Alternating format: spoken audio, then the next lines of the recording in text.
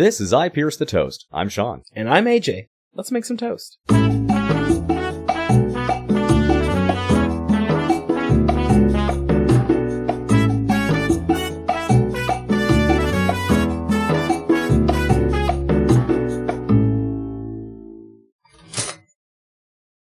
Welcome back to I Pierce the Toast. With me as always, AJ. How are you today? Yeah, with you as always is AJ. And with you as always, I'm trying to say, why do you keep calling it I Pierce the Toast? I mean, why aren't we calling it AJ. IPTT? AJ, look at me. Yeah. In the darkest of nights, when all hope seems lost, there in the shadows you'll find me. Never doing a goddamn thing you tell me to, man. What the fuck is that? That is a perfect leadway into our show today about Blankman. Are you trying to seduce me? A little bit, yeah. Oh, okay. I have no news, so I figure, you know what? Let's just hit this thing running like a freight train. There's news. What news? Harry Potter's getting its own new series. Oh, my mistake. News I give a fuck about. Fine. I mean, maybe you'll care about the fact that they're making the more Lord of the Rings movies. Oh, Jesus Christ. Didn't we just record something for this for May? Talking about the fact that Hollywood can't seem to come up with anything new or creative, so they just keep regurgitating the same shit over and over again. Elijah Wood actually had something to say about this. He's like, I'm interested to see if they're putting a fresh scope on it or if they're like coming up with their new idea for art purposes. But he's like, if they're just doing it to make a buck, I can't get behind that. And honestly, it's hard to believe they are doing it for something other than making a buck. But here's where I think, and I know we talked about this a little bit in that podcast, and I don't want to go too deep into it, but I think where the separation starts to come in is when they start hiring the directors and the filmmakers themselves, the cinematographers, the costume designers, because they're going to come together and say, yeah, we understand you guys just want us to recreate that same product and make you lots of money, but these are artists. Yeah. They don't want to just recreate the damn thing. They want to put their creativity and their passion and their experience into the product to create something that's uniquely them. And I think that's how we, the audience, even with the production company's clear desire to get another buck out of us, the way that gets circumvented is through those artists who are like, no. I am going to put my passion into this. And that's where we, the end user, the end consumer, get a little bit more out of it than what the production company was early intending. Well, going along with what you're saying, like a perfect example is, I don't know if you know who Mark Mattel is, but he's the one that did Freddie Mercury's singing voice. Oh, okay. Like in Bohemian Rhapsody. He didn't do the full voice, but he did a majority of like the live sounding voices, and he was like blended with Freddie Mercury and Rami Malek's voice. He sounds exactly like Freddie Mercury whenever he sings, but he doesn't want to be pigeonholed to only sing Freddie Mercury songs because he wants to create his own art. Very cool. So it's the same thing. Well, aside from that, I've got nothing on news-wise. Just checking out the news channels for entertainment, and it's all the usual. If you talk about Taylor Swift again, I swear to God. She actually didn't come up. But it was a lot of breakups and, who's dating who? Like, And clearly I need to figure out what news source you're using, because that news source is telling you things like, hey, this is what's coming out, where my news sources are like, hey, guess where this penis went this week? Well, that's just because you do your research like a 5-year-old and you just find the first fucking article that comes up. I find like 3 different avenues. Well, I'm looking through all these different links. I see it on your phone. It's IMDb and E-News. Well, IMDb is just what I do for the research of the show, which we're doing Blankman today. Look at that segue. Look at that loveliness. So, AJ, we had planned on doing Meteor Man today. Yeah, we did. And I really wanted to. And it's funny because I'm going to start us off with a fun fact, because I think it actually helps describe the plot of Blankman. Apparently, Meteor Man, obviously, as I'm sure you know, was intended to be, they say a spoof, but, to me, those movies there was definitely serious elements to those films. It's not like a scary movie or, Don't be a menace to in the hood. Exactly. It's not like that where the clear intent is just to be a spoof. It's just that it's like, okay, we're going to take this, we're going to add some more comedic elements than you would often. I think there's levels. So Meteor Man was obviously intended to be a offshoot of Superman. He's got super strength, laser eyes, what have you.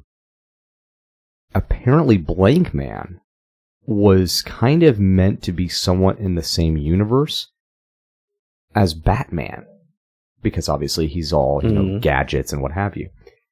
So that lets me segue right into kind of describing what Blankman is. Blankman is about, an everyman geek, living in it. And I'm not even sure if I remember if they ever say the name of the city, but they probably do, and I completely missed it, through my several viewings of this film. But this everyman, after losing his grandmother, decides that he's tired of standing by while so much crime takes over his city, and decides to become a superhero. And hilarity ensues because he's very much a non-fighting, geeky, awkward dude. But he's really smart, so he's able to invent some pretty fun inventions, most of which are just kind of ridiculous. Ridiculous. Like J5 or whatever the fuck it is. Oh my god, I can't wait to talk about J5. I fucking love that robot. And I think the only way to do this film justice is we're going to have to get very descriptive and very speculative about the way things look in this film. Yeah. Because that's the only way to describe it. Because you can't just say, electric nunchucks. No. You have to talk about it. You have to note that one side of the nunchucks appears to be a broken flashlight. Like, you have to. That's the only way to describe it. So, 1994. This film is directed by Mike Binder. He wrote and directed The Upside of Anger, Rain on Me, and then he has also acted in Minority Report and like 20 episodes of The Mind of the Married Man. Like, if you go to his IMDb, it's actually really neat because most of the time it's like, even if there are some acting or directing credits for a producer, it's mostly production. Same thing with director, same thing with actor, right? But this guy, it's like an even split between production, direction, acting. Like, he just kind of likes to do it all, and I think that's pretty cool. Which I love director and actors that do that, like, that can make everything happen. They can produce it, they can direct it, they can act in it, and it all come together cohesively. I wouldn't say that it really happened with this one, but... Now, Mike Binder didn't write for this one, but he does do a lot of his writing. Like I said, those other films that I mentioned, he was both writer and director for. So he's also a decent writer too. So he was probably able to help craft the narrative here, as much through direction as he was through potentially rewrites. Producers Eric Gold and C.O. Erickson. Now, the C.O., I believe, stands for I have no idea because I didn't want to look it up. But I just thought it was funny that they have him listed as C.O. Erickson. Fucking 5-year-old.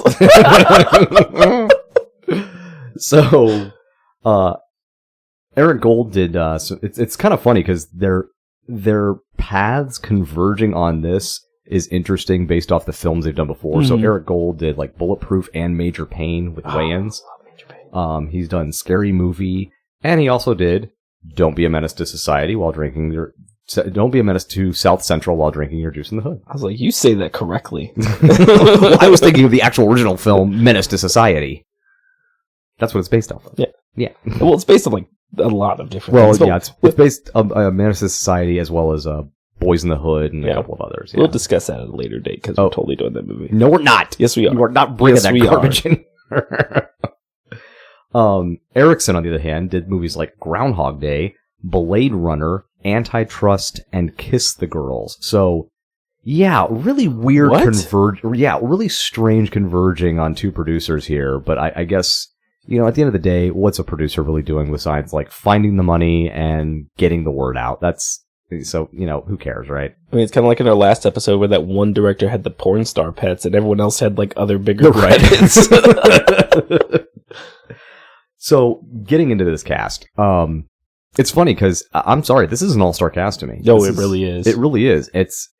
And a lot of these names may not be super familiar today. One of the many reasons why we do this podcast, because we want these films, along with the people who helped create them, to get that second, breath of life. And this film is a prime example of that, of having a few performers who are, kind of still out there, still doing their thing, still making some great work. and a few performers that we've lost, and they deserve to be remembered and celebrated for the work that they've done. So, starting right off the bat with Damon Wayans. Yeah. He plays Daryl Walker, a.k.a. the Blankman. Oh, yeah. Blankman. Blankman. And I should probably note that right off the bat, because I don't even remember if I put that in my notes. His voice in this is so unique. Yeah. He does, he's not, your typical, like what I did in the beginning, I am justice. No, he's not that kind of Batman. He's out there like, oh, I'm Blankman. Slap me and call me Susie. Oh, I am so putting that sound in.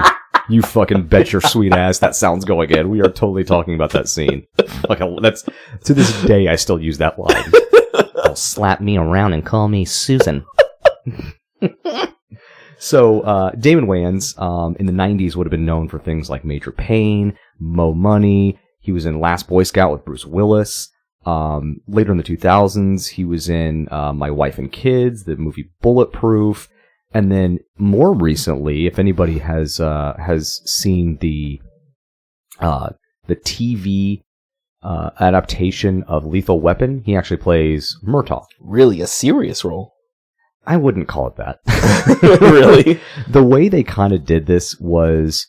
Because I'm sure you remember Lethal Weapon, and Murtaugh was somewhat of a comic relief to Mel Gibson's character. Kind of, but he was still kind of serious. He was kind of serious, but in the very first movie, it was very much, Murtaugh was this older, like, just regular, do-the-thing cop, kind of, run things by the book and what have you. Mm-hmm. And Mel Gibson comes in as somebody who's, like, a former Army Ranger, or maybe it was a Green Beret, I can't really remember. And he's he's kind of a... Crazy? He's kind of crazy. Sorry, not crazy. It does crazy things. Yeah. He definitely steps way outside the bounds and goes well above and beyond where he should be going, putting his own life in danger.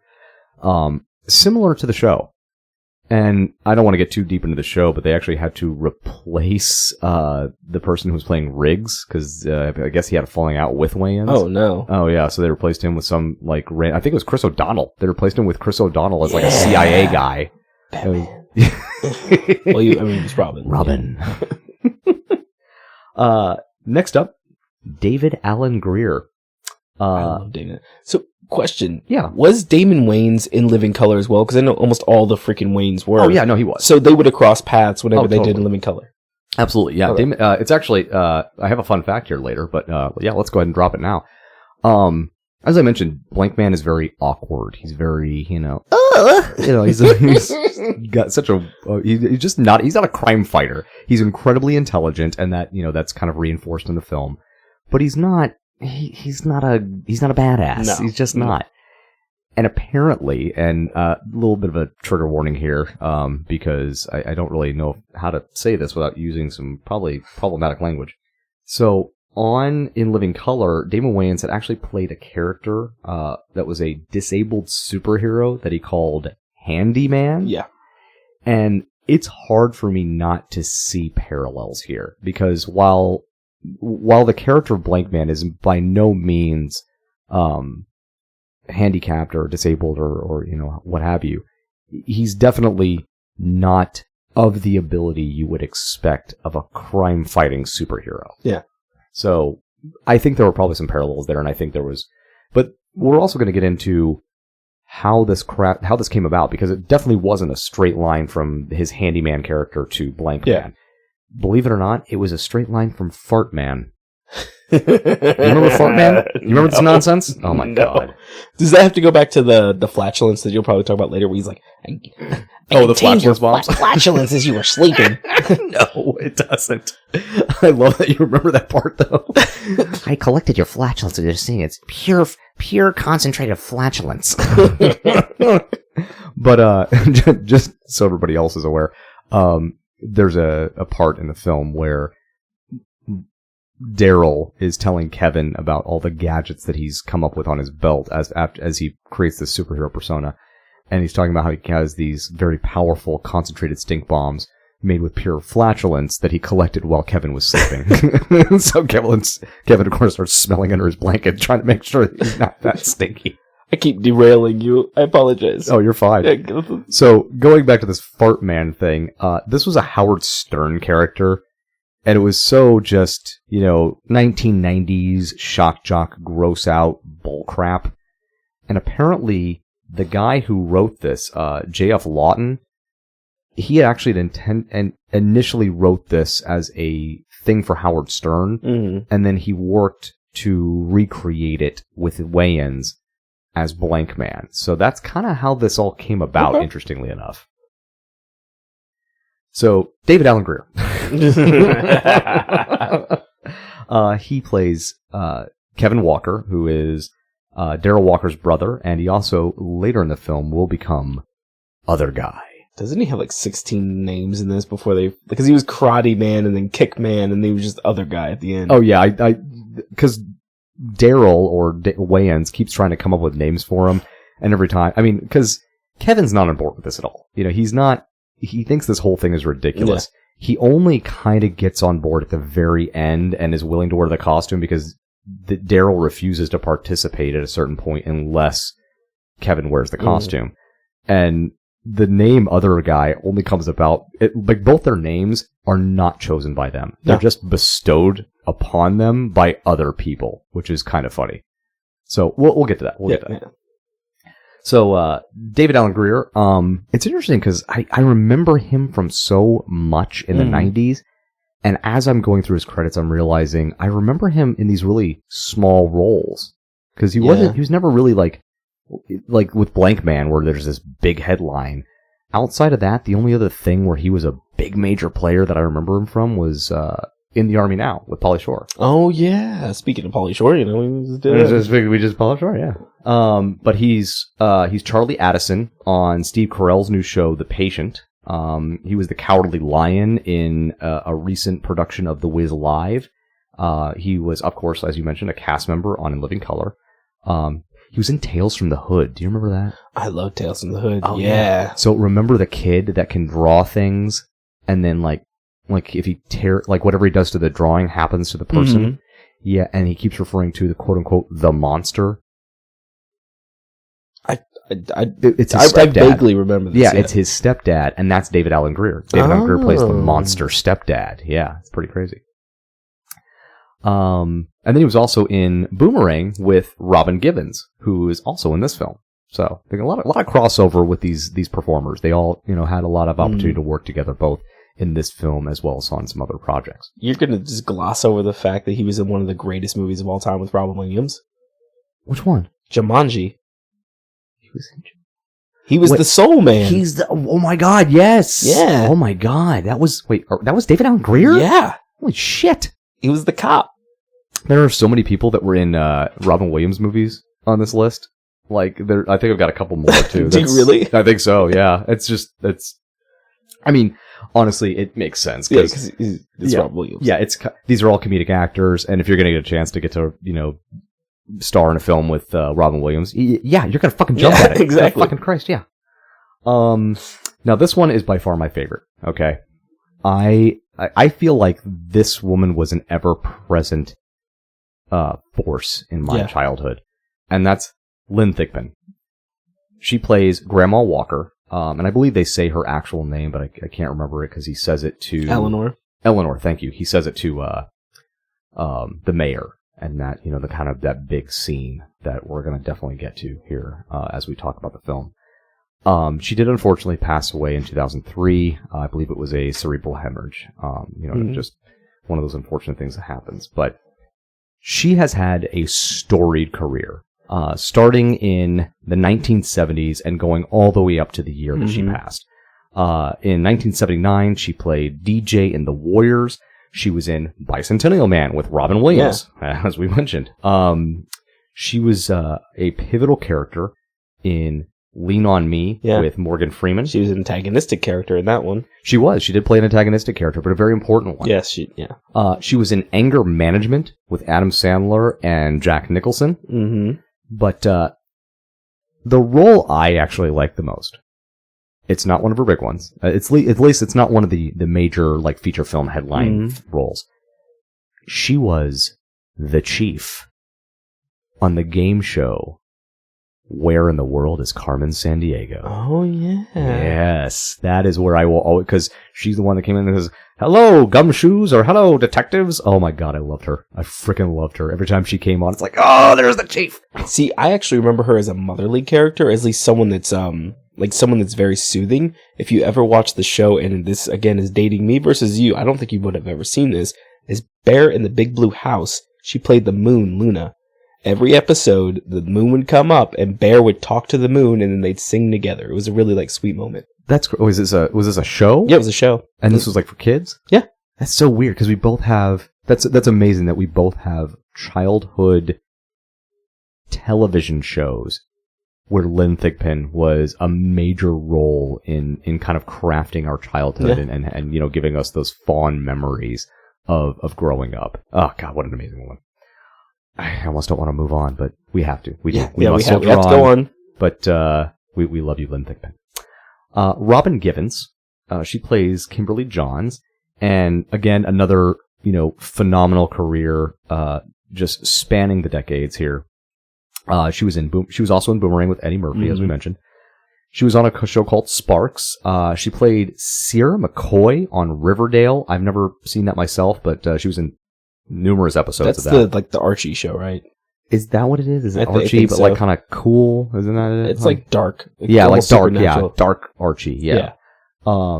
She's also playing Jada Jet in the recent Batwoman TV series. I don't think it lasted too long, but she was in that. And then she also has like 117 various film and TV credits. Like you can see her all over the place. She's a very recognizable performer. Next one is Christopher Lawford. I'm really only mentioning him because the more I think about it, and you know what? Let's wax intellectual for a minute, or it's us. So let's wax. Were there any other white characters in this film that were good guys or redeemable other than Mayor Harris?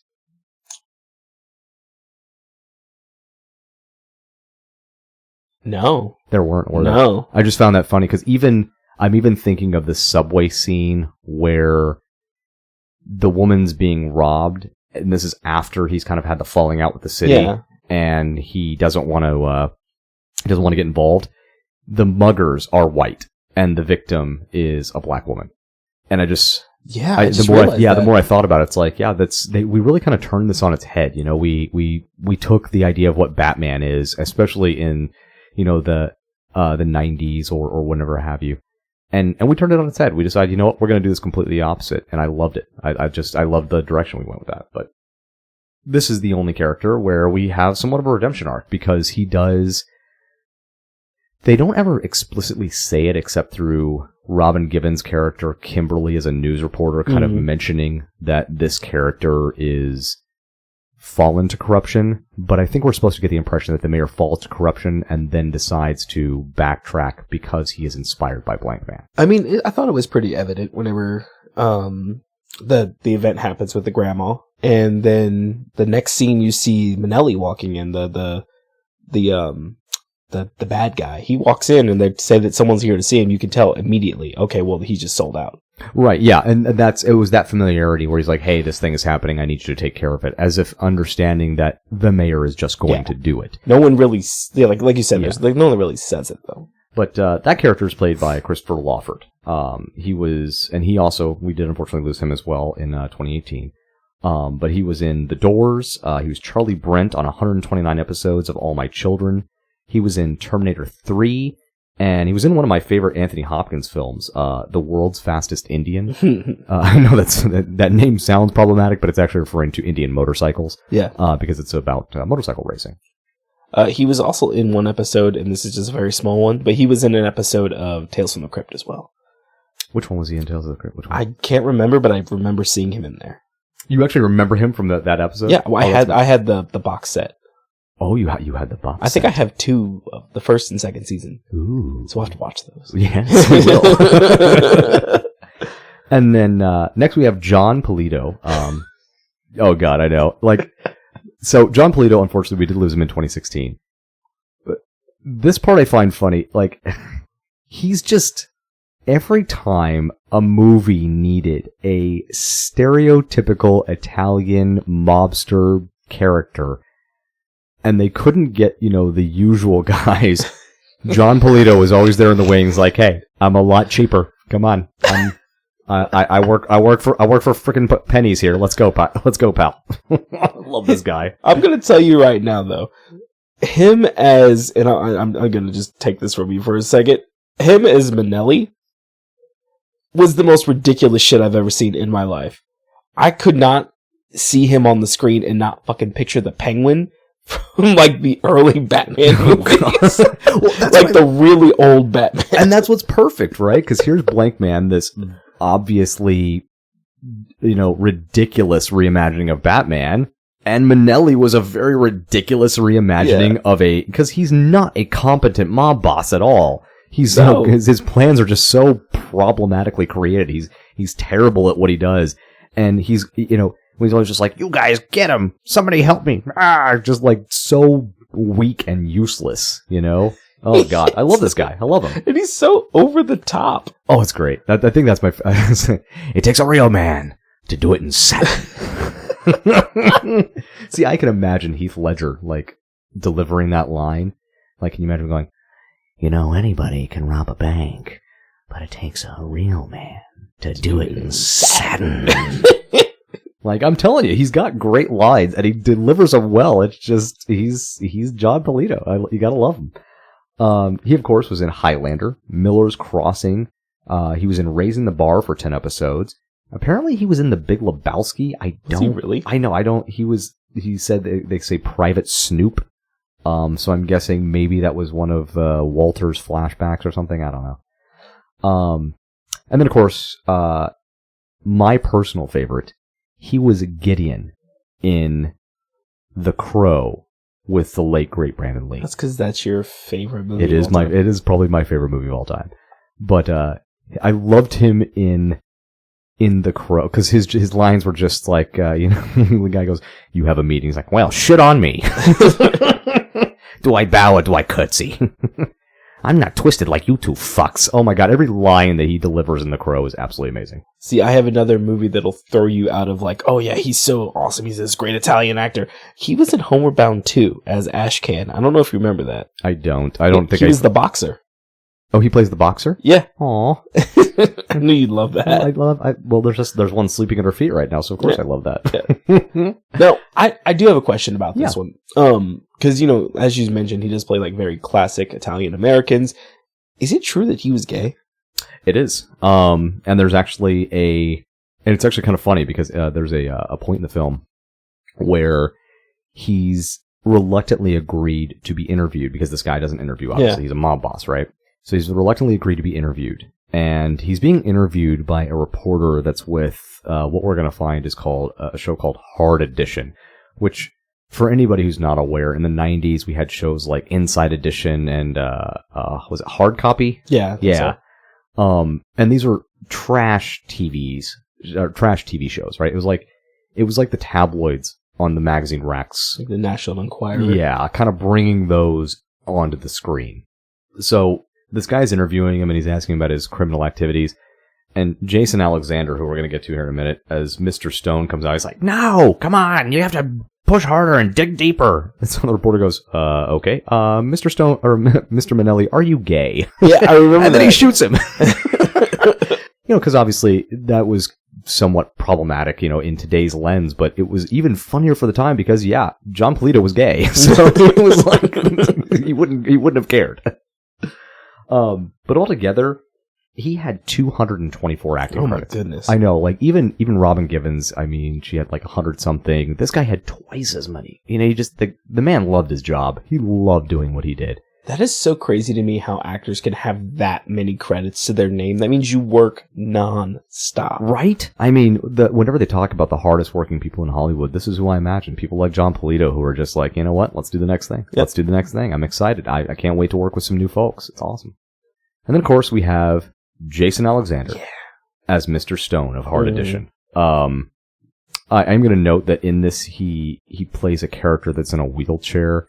And that does kind of come into play, so I think it's kind of important. So just in case there's something I talk about, and I may accidentally gloss over the fact that he's a character in a wheelchair, that, just kind of have that in the back of your head, because there are some scenes where they use that as kind of an advantage in terms of the way Jason Alexander approaches the physical comedy within the setting of the story. Of course, most people are going to remember him as George of Seinfeld. Yeah, probably his biggest role. But he was also in Pretty Woman and Coneheads in the 90s.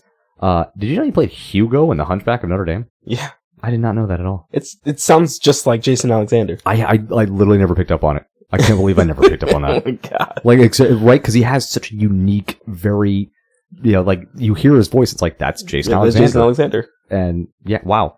Apparently he was also on a couple of episodes of The Orville recently, so that's awesome.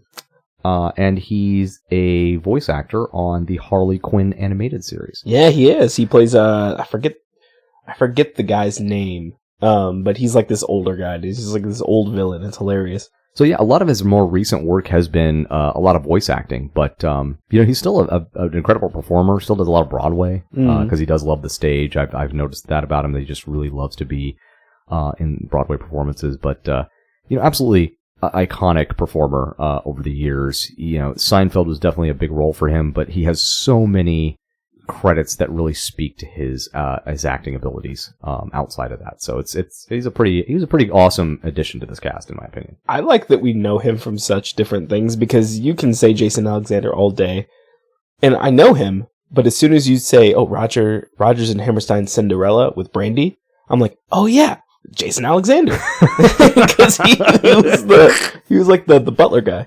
I did not know that. Yeah, he's like, the prince is giving a ball. The prince is... How's that go again? The prince is giving a ball.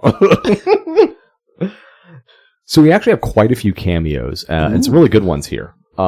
Starting right off the top with Greg Kinnear. He only plays a TV show host within the confines of the film, so it's like they're watching TV and he's on TV as a TV show host. Oh shit, that was Greg Kinnear? That was Greg Kinnear. Oh. And this apparently was his first feature film. No. I swear, I looked it up myself because I was like, no, there's no way. I'm sure he had worked before with this. All of the amount of movies I've seen him in? I know, you'd think that, no, there had to be something pre-1994, but the only thing prior to that were television movie appearances and television shows. So nothing feature film. Interesting. So on that same show, he actually has two other cameos. One, of course, being Tony Cox. Yeah. Oh, that one. So Tony Cox, of course, most people remember him playing opposite Billy Bob Thornton on Bad Santa. And the other was Kevin West, who I mostly remember from Biodome, but he's also on that show. And they're both playing characters that are somewhat, they're kind of stereotypical, so I'm not going to go too far into what those are. But they're playing characters that have been inspired to create their own superhero personas because of what Blankman has done for the city. So it's kind of a cool little, like kind of what we saw in Christopher Nolan's Batmans, where other people started trying to dress up like Batman, right? And then they got killed. Yeah, they were getting killed. And he's like, because I'm not wearing a hockey mask. Which doesn't really work for Blankman because he wears a sock on his head. We'll get there. And then last, and this is actually my favorite. So the boss of Daryl at the repair shop that he's working at the beginning. Yeah. So I saw him and I was like, is that who I think it is? And I didn't think much about it. And then as I was getting the notes ready, it was confirmed. Do you remember the Micro Machines commercials from the 90s with the guy that would talk really fast? I remember that there were commercials in the 90s. So amongst those commercials that you remember from the 90s, there was one in particular, and it was for Micro Machines. And there was a whole series of these, but the guy would talk with his way, Micro Machines, you got to Micro Machines. And he was a pretty popular character because of how fast he talked. And he actually even had some television appearances on popular 90s shows like Saved by the Bell. Well, his name is John Machita, or Maschita, or Machita, I think. Maraschino, yes. Maraschino cherries, yes. John Machito Jr. He's the world's fastest talker he has a Guinness World Record for saying 586 words per minute. I think I've seen a video with him in it. Like, it wasn't a commercial. It was just like a documentary type thing. Oh, really? There's a documentary on him? I mean, I don't think it's about him, but it's like just in weird things that people can do. Oh, okay. Very cool. Kind of like people that, run hair dryers all the time. Yeah, I get it. Yeah. I like how you just said that out into the ether. Like, I did. But it almost seems as if you're pointing that at me, like I'm the one that does that. No. That's not me. That is not just you. For all of our viewers, I'm not the one that does that weird shit. It's him. You're like, no. We're going to set this goddamn record straight right now. I need everyone to know that I don't do that. So, before we get into the plot, I got a few fun facts here that I think are pretty good, and they don't really find their way into the auspice of the film, but I also have a few fun facts that do find their way into kind of the, dug into the plot. So we've kind of already talked about Meteor Man, so I won't go too much further into that, but this I thought was pretty fun. Do you remember Arnold Schwarzenegger's movie, The Last Action Hero? Yes, that was hilarious. The one where he comes out of the screen? Right. Yeah. Now, here's what I don't get, though. Last Action Hero was 1993, and I don't know if he was, like, advertising for what was to come, but Damon Wayans was in, like the premiere of Jack Slater 4, near the end of the movie, where they're talking, like, there's the actual premiere, and like, the actual Arnold Schwarzenegger is there. Apparently, Damon Wayans was in that, and he was wearing a Blankman hat to the premiere. That's hilarious. I think that's great advertising to me. I think that's phenomenal. I mean, when you think about it, I guess back in like the 90s, probably the 80s too, advertising for movies was a lot different than the way that we do it now, because you had to look at a specific TV, or you had to look at you had to be on a specific TV show, or you had to be like on a specific network to really see the commercials for these. So it wasn't as widespread as it was, I guess today. So you had to wear the swag. You had to wear like t-shirts and all that kind of stuff. So to know about a movie that was coming out in a year, you would have had to wear that. That's a good point. And you also saw, and I don't see it much anymore, but you saw it a lot more in the 90s, kind of what you're talking about, before social media really helped you get the word out a lot easier. You could get that stuff for free. There was the promotional swag. Yeah, they just wanted you to get it out there and wear it so the movie could get the buzz that it needed, because it was a lot cheaper than commercials. Yeah, because now you can see a preview for a movie that's going to air in 2024 today. That's insane to me. Yeah. God, we've come a long way. Yeah. Speaking of come a long way, let's dive into the plot. Well, you said you had a couple things. That was only one. I thought I had a couple things, but we've actually already discussed most of those fun facts. Okay. So jumping right in here.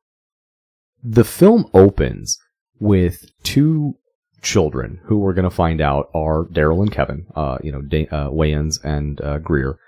But it's their childhood personas, and they're just watching Batman. And it looks like they're watching Batman. This is the movie in the 90s. It looks like they're probably watching Batman in like the 70s, maybe even 60s. And they're having a hard time kind of figuring out how to get the signal right. So, of course, Daryl, being kind of the genius that he is, he's using all these kitchen utensils to boost the signal. And then somehow that involves flushing the toilet. So they keep flushing the toilet, and of course that introduces the grandmother, who gets mad at them, and you remember the whole, like, bang, pow, whoop, pow. Yeah. Well, that starts happening to indicate that Grandma is beating their little asses for flooding the floor, which I thought was fun. But we're already at fun fact. We're already at our first fun fact within the plot. Oh, yeah. The two children in that scene that are playing, the young characters of Daryl and Kevin are actually Damon Wayans' sons. Really? Yeah, it's Damon Wayans Jr. and Michael Wayans. Huh. Yeah, I thought that was kind of fun. See, I think it's super interesting, and it actually dates the movie to even talk about the fact that the signal reception was awful on the TV, because today you really don't have to worry about that. That's a very good point, because even if you and I were to do a movie today where we were children in the 90s, that still wasn't as much of a concern. There were still some families that had, that were using, satellite, or not even satellite, but antenna. So that might have been somewhat of a concern. But even today, my parents, they did the whole cord cutting thing. and they moved over to an antenna so they could get their local channels. Mm-hmm. And you really just don't have those kinds of problems with today's antennas. No. So you just don't have to have those issues where, you get that line of freaking aluminum foil leading to the toilet. Right. So in present day, this is not obviously intended to be, some, avant-garde film. So it goes really quick. It does. And we're getting a data dump from the very beginning. Right off the bat, we're having this conversation between the grandmother and Kevin, who's obviously the more mature one, the one who, has the mature person's job, what have you. And they're just getting this data dump. There's crime happening in the alley that the grandma witnesses. Cops haven't been paid in weeks. And the grandmother is hopeful because she believes the campaign that she's helping work on for a man who she hopes to be Mayor Harris is going to change things and turn things around. So we get all that right in the first 5 minutes. We also kind of get this kind of introduction to Daryl and Kevin as adults. Kevin is mature. They both still clearly live with their grandmother. Obviously, there's they're not mature enough to have moved out yet. Right. But you also kind of get the impression that the reason Kevin is still there, because the scene starts with him sneaking a girl out. There's a little fun thing that happens there where the grandma is like, well, it's a good thing you were so quick or I wouldn't have gotten any sleep. You gotta love it when your grandma busts your balls about your own sexual conquests. We're immediately getting this kind of, understanding that Kevin is probably still there because he has to take care of both his grandmother and Daryl. Because then we're introduced to Daryl, who, our first view of him is he's got this strange contraption on his head that's brushing his teeth for him that he clearly invented. But he made it out of junk. Yeah, it's great junk. And then he comes in and he gives Kevin this belt buckle he wants him to wear that has a locator device on it and has a two-way communication system so they can talk to each other all day. He's still very childlike. You get this impression that even though he's obviously a genius, he never really matured much. And we're not given any background to that. I think this is just supposed to be for fun. We're setting these characters up to be, comedic elements. We don't care why they are the way they are, why they've grown so wildly different in their upbringing, but that's who they are. But Daryl is super intelligent in the fact that, he just starts creating these random things that actually work. He does. Typically, you'd see this and you'd be like, oh, they're just making a bunch of junk items, but no, he makes a robot, doesn't he? He does make a robot. I think you mentioned the robot's name earlier. J5, right? J5. And I know, just by guessing, I can probably surmise that you know who J5 is based off of. Well, I couldn't remember if he made the robot in the beginning or the middle of the movie. Was it in the beginning that he... No, the robot already existed. Oh, okay. J5 actually... So when we're first introduced to the characters as adults, and Daryl wants to give Kevin that two-way, belt watch. Yeah. J5 is the one who brings it in. So J5 exists already. He's clearly built J5 in the past. But who do you think J5 is fashioned after? Is it... What is it? What's that movie? Short Circuit? Short Circuit, you're absolutely Johnny right. 5 is alive, right? Yeah, it's J5, Johnny 5. So it's literally Johnny 5. And this is where I want to have a little discussion, AJ, because I'm not sure what in the absolute fuck is that thing. You mean Johnny 5? No, J5. Oh. What is it? Well, is it a washing machine? Is it a... It looked like a washing machine with this weird pot on its head, and then was it a mop bucket for hair? No, it was like a pom-pom. Oh, like a blue pom-pom and a hat. But what was that thing? Because it would kind of move around, right?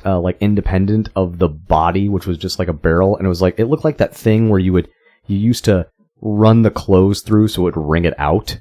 I don't know. I don't know what the hell the thing is.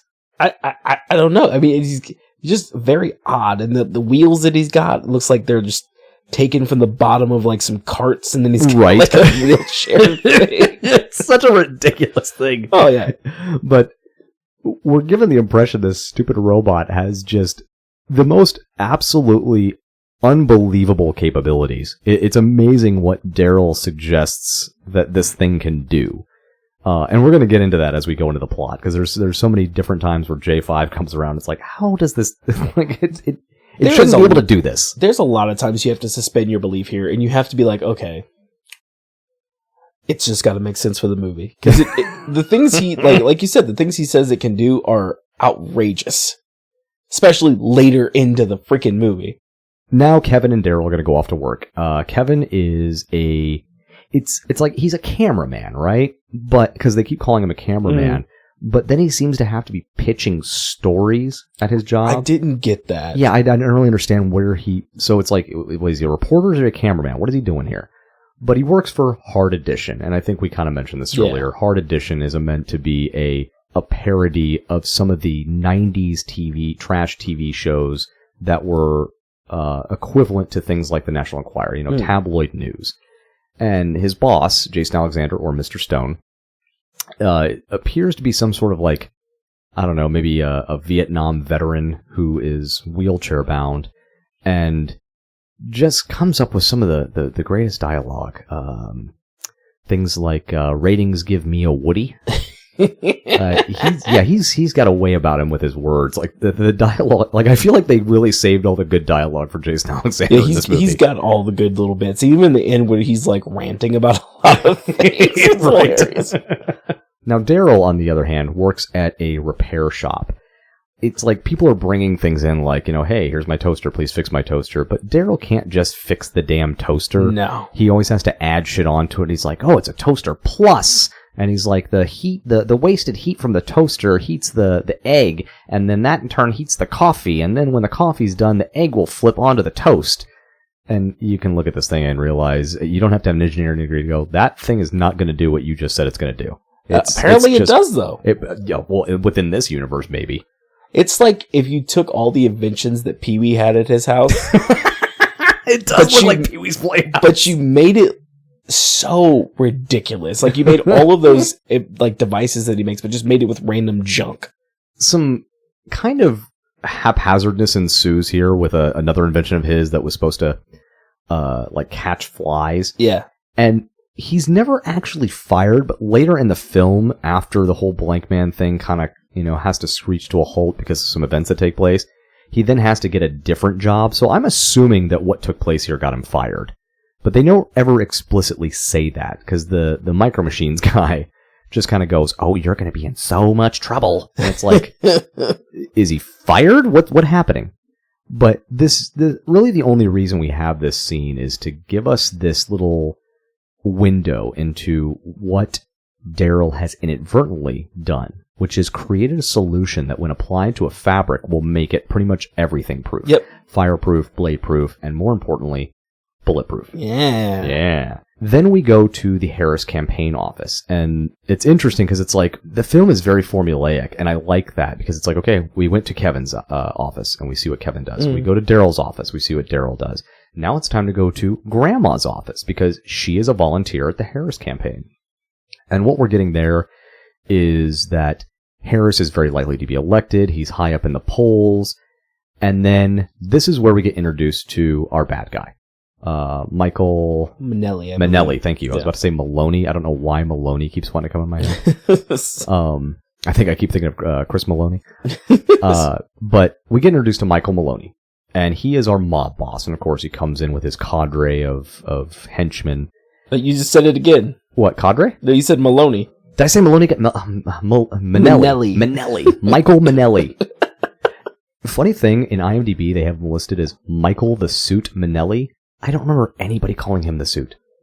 I don't remember that either. Yeah. But it does play into his character, like the thing where he's robbing like a bank in satin. Yeah, I mean, it plays into it, but not really.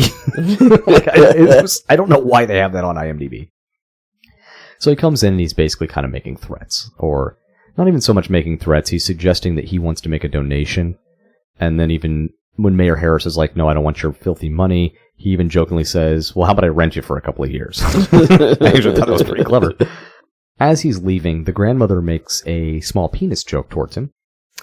And the only reason I'm even mentioning that is because that kind of comes into play later. Yeah. Or he takes it as a very big slight. Yes, he does, because he's embarrassed in front of this entire group of people. So back at the newsroom, we have Kevin going upstairs to steal coffee from like the legit news sources. And this is where we're kind of getting introduced to his interactions with another character, Kimberly. Kimberly Johns, who's a legit reporter. She's the one that's on the real news channel, right? As opposed to him being on, Hard Edition. And they're kind of having a little bit of a flirtation, and it seems to be going well. Until, of course, Daryl starts calling on Kevin's belt buckle.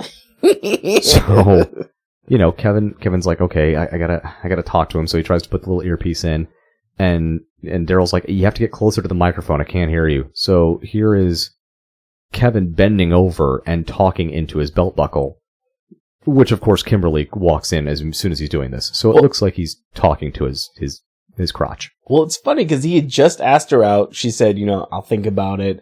It looked like maybe she accepted. And then she comes back and he's talking to his dick. And he's like, I'll take you out and I'll play with you later. I'll go to the bathroom and I'll talk to you. This is kind of what I love about the film. It's very easily digestible because we've now gotten the introduction to all of our characters. We've got Kimberly. We've got Daryl. We've got Kevin. We've got Grandma. We've got the hopefully future Mayor Harris. We don't know yet. And we've got Michael Minnelli, right? We've got all of our characters lined up right there. And we've even met Mr. Stone, right? We've literally been introduced to every character we need to be introduced to before we even get to what is the real problem with the plot. We've had hints of it. There's lots of crime in the city. The city employees aren't being paid, but we haven't really been introduced to why is this important to Daryl? What drives Daryl to this? This is where we get the drive. His grandmother is at the campaign office, and they're really setting this up to show how important this campaign is to the community because they're opening envelopes, and like one envelope has like a $5 check in it, a very small amount. She's noting that these people don't really have any money, and here they are giving their last $5 to us. That's how important this is. While this is happening, armed masked men come in and they steal all the money. All right. So it's Grandma and a couple of other campaign workers.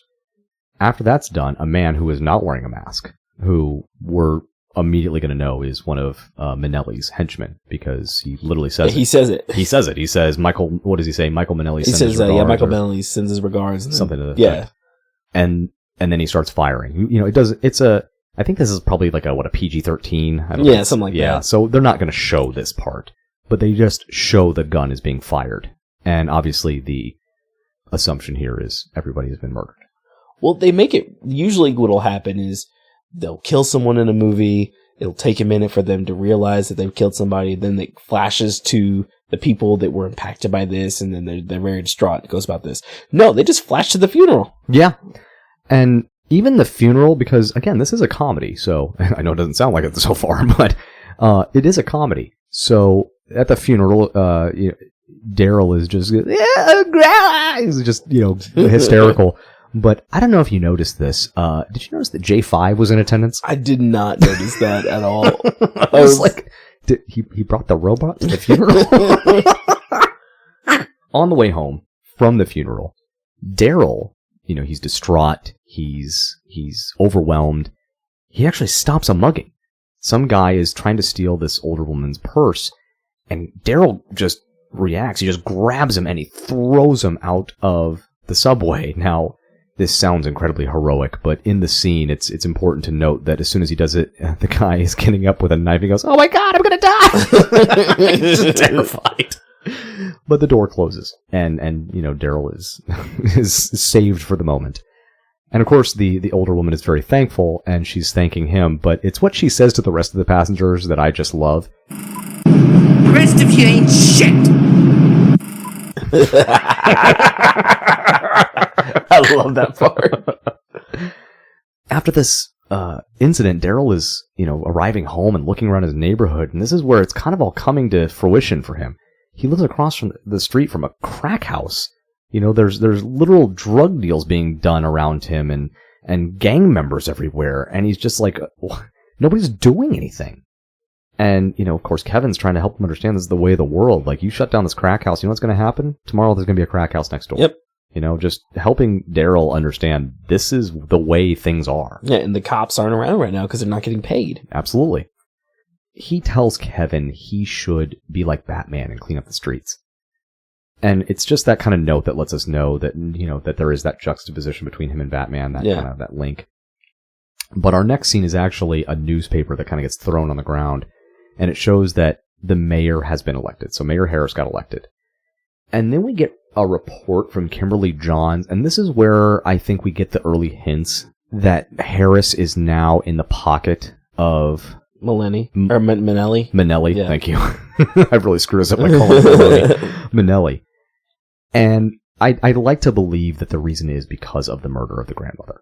That he wasn't ever, because obviously we saw him tell Minelli no, and then the grandmother is murdered, and now he's in the pocket. To me, what that says is he was afraid. He was scared, and he didn't believe that there was a force for good in the world to give him the strength to say no after he, 3 of his most important campaign workers who were working late nights to get him elected had been murdered. Well, doesn't she say that when he's elected, he immediately promotes some of the people that Minelli had, I guess, followers of Minelli to? I think so. I'm not going to lie. I think I missed, because it kind of goes so fast because we're just kind of getting, we're just trying to get through that piece to get to the real plot, which is, Daryl embracing his new superhero persona. So I didn't catch everything that she said, but I think it was something to that effect. She put a couple of his people in post. Right. And letting us know that whatever happened intimidated Harris enough that he was willing to play ball with a mobster. Yeah, she does, because then she says so much for the campaign promises. Right. Yeah. So I mentioned that solution earlier that Daryl had accidentally invented. Well, he starts experimenting with that solution, and he makes a costume. And again, the costume is everything proof. Now, we have to talk about this costume. We have to talk about all the costumes, but we have to... Oh my god.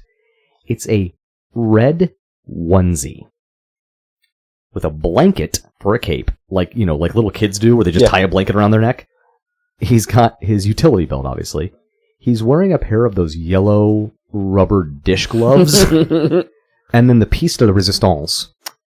He's got a red sock with holes cut in it strapped around his head. That's his costume. I loved it. It made him look like a really weird half Batman, half Ninja Turtle type of person. It was pretty great. So, he's telling Kevin about this. Of course, Kevin thinks he's ridiculous. Oh, hold on a second. You need to talk about his inventions. His inventions. The stuff on his belt. So he shows that he's got some handcuffs, which kind of look like... What are those things? It's like not like a horseshoe, but I can't describe it. Yeah. They're not real handcuffs. They're just something he made. He's got the fart bombs that we alluded to earlier, which were made from, pure flatulence collected while Kevin is sleeping. That's literally how he talks, because that's the thing. This is the 90s, so the geek persona, right? He's a geek. So he's got to talk like this the whole time with a nasally voice. The only way geeks can talk, I guess. I don't know. Well, I think even Kevin calls him Urkel at one point, too. He also has the nunchucks, and he keeps calling them that, the nunchucks.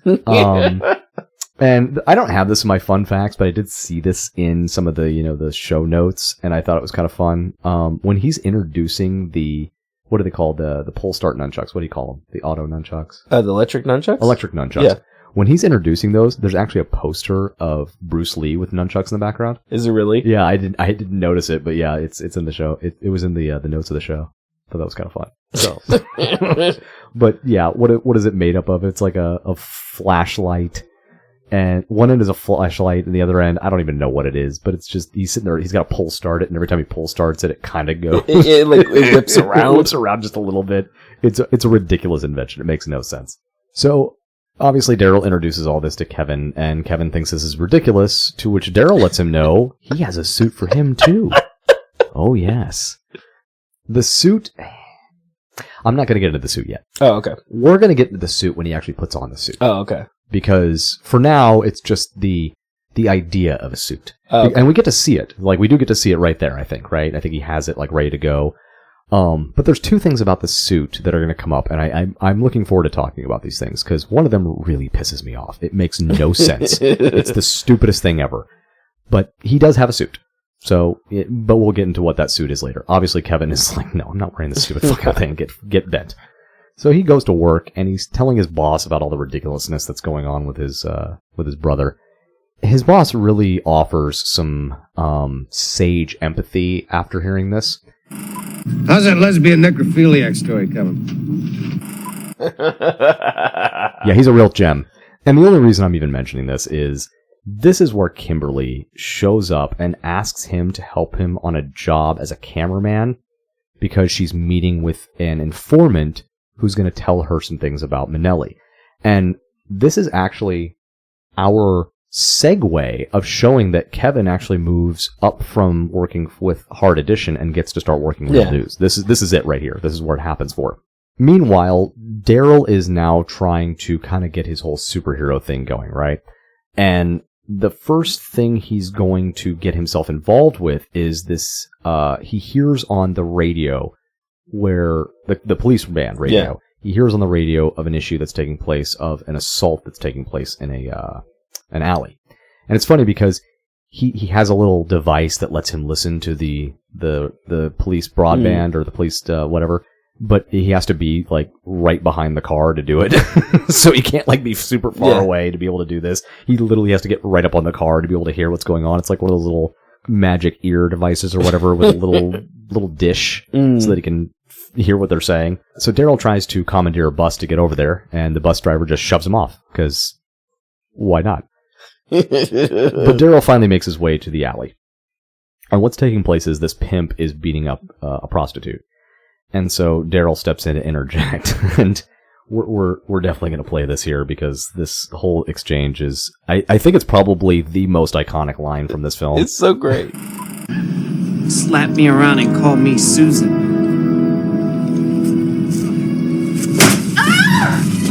I warned you, Susan.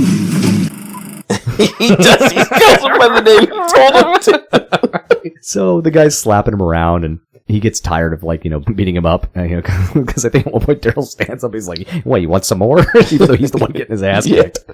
The pimp is getting annoyed, so he pulls out a gun, and he starts, he's like, "Get out of here, I'm going to kill you." And Daryl's like, "Go ahead, shoot me." So the pimp shoots him. Well, Daryl has created this solution that he can make his clothes bulletproof, and that's exactly what he's done.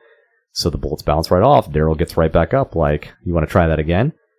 And here's what's really annoying: the homeless men in the alley, or the bums, or the drug addicts, I don't know what they're supposed to be, but they're clearly, like, kind of vagrants, I guess, if you will. They start helping. They're like, "Well, you'll shoot him in the head."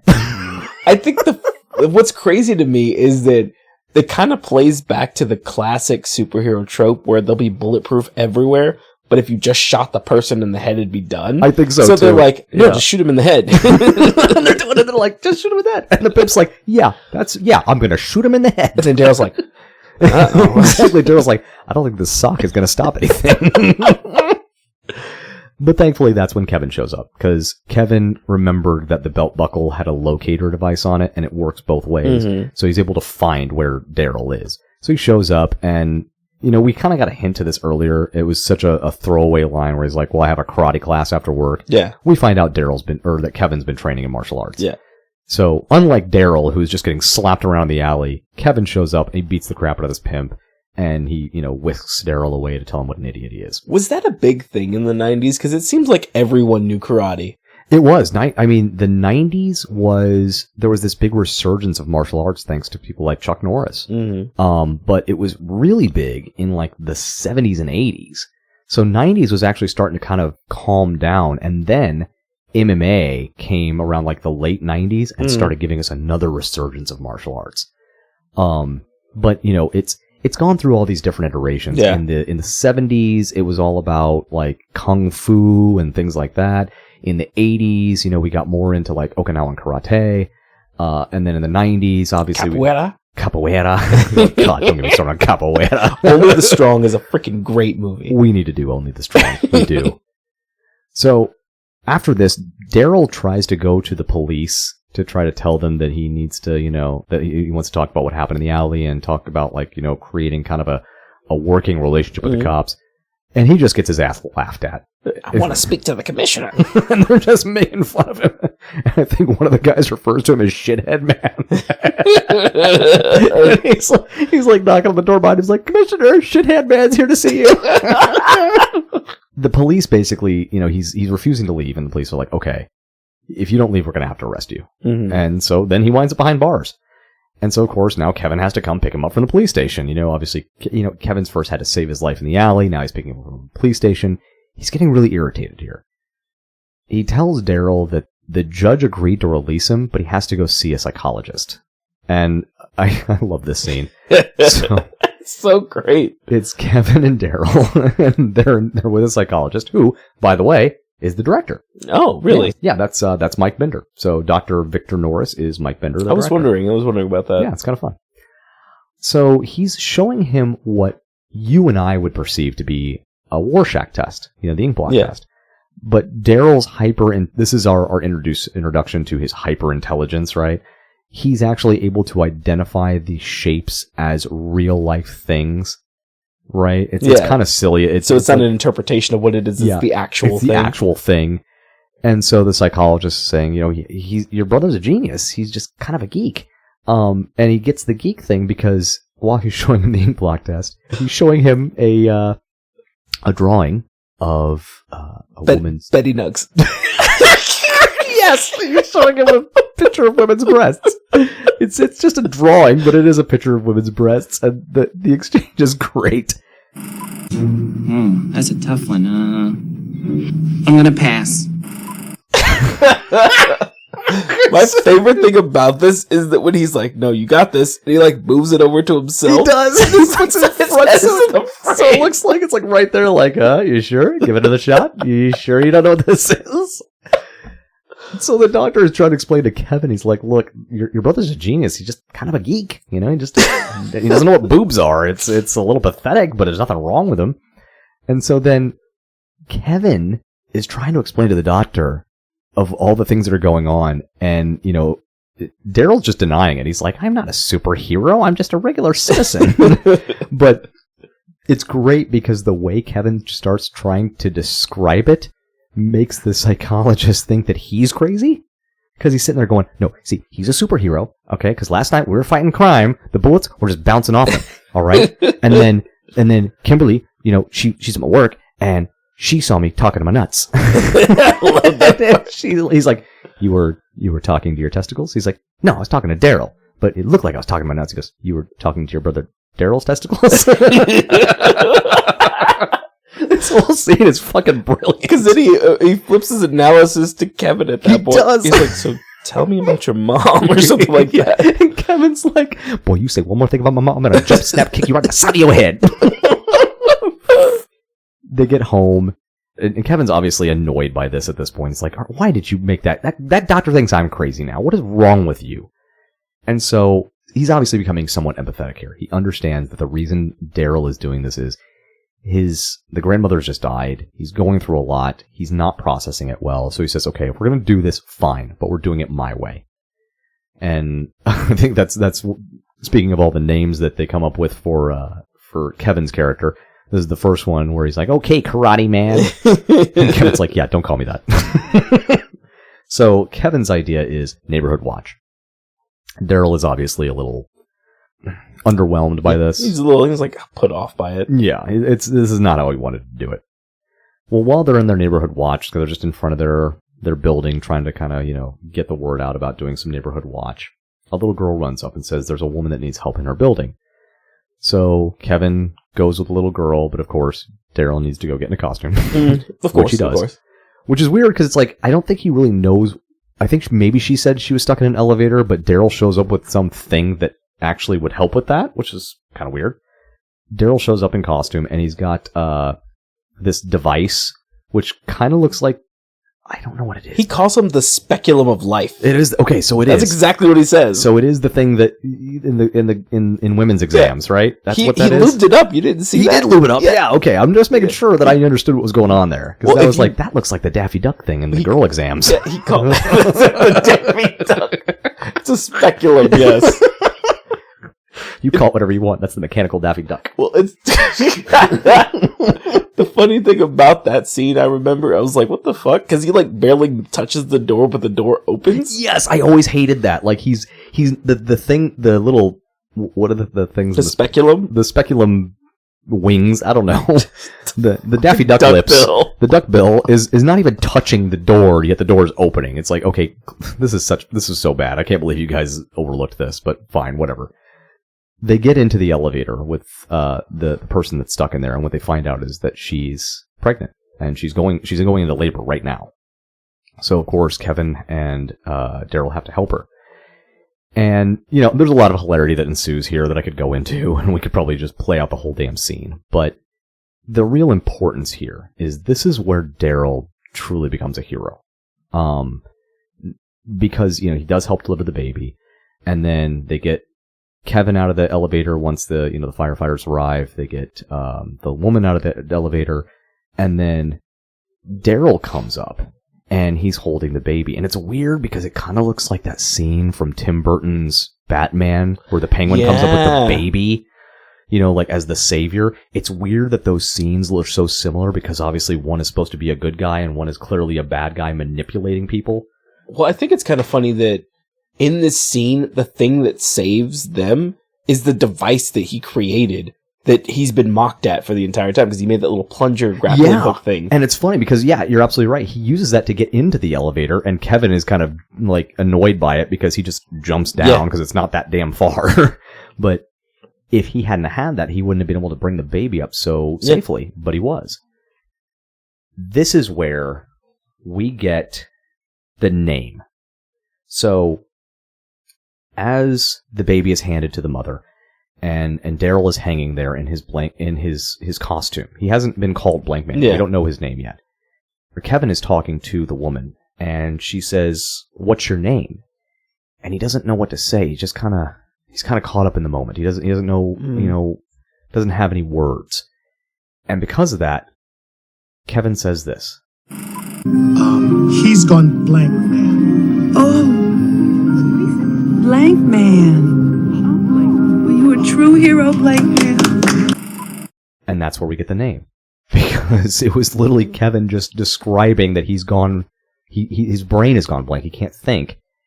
And the woman perceived that as his superhero persona. And so she's the one who came up with, well, you're a true hero, Blankman. I think the funniest thing is when he hears something that he really likes, he goes like, Blankman.